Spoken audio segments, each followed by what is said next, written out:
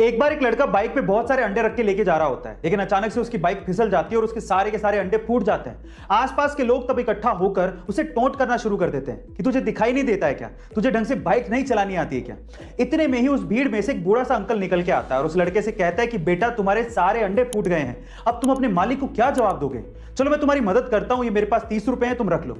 उस बूढ़े अंकल को देखकर आसपास के बाकी लोग भी उस लड़के की मदद करने को आगे आते हैं और थोड़ा थोड़ा पैसा देते हैं। इतने में उसके पास अंडे जितने फूटे थे उतने पैसे इकट्ठे हो जाते हैं और वो बाइक पे तब जाने वाला होता है। इतने में ही पीछे से कुछ लोग उसको बोलते हैं कि तुम बहुत लकी हो, अगर वो बूढ़ा अंकल ना होता तो तुम्हारा आज क्या होता। तो फिर वो लड़का जो कहता है वो आप लोगों को सुनना चाहिए। वो लड़का कहता है कि वो बूढ़ा अंकल ही मेरा मालिक था। लियोनेल मेसी, जिन्हें greatest of all time football player कहा जाता है, वो एक मंच पर मीडिया वालों के सामने और अपने परिवार वालों के सामने फूट फूट कर रोने लगे।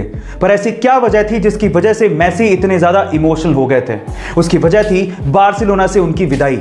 जब वो 13 साल के थे तब उन्होंने बार्सिलोना क्लब को ज्वाइन किया था और तब से लेकर अब तक लगातार 21 सालों तक वो सिर्फ और सिर्फ बार्सिलोना के लिए खेले और किसी भी और क्लब को कभी भी ज्वाइन तक नहीं किया। उन्हें बहुत बड़े बड़े ऑफर आए लेकिन उन्होंने बार्सिलोना क्लब को कभी भी नहीं छोड़ा।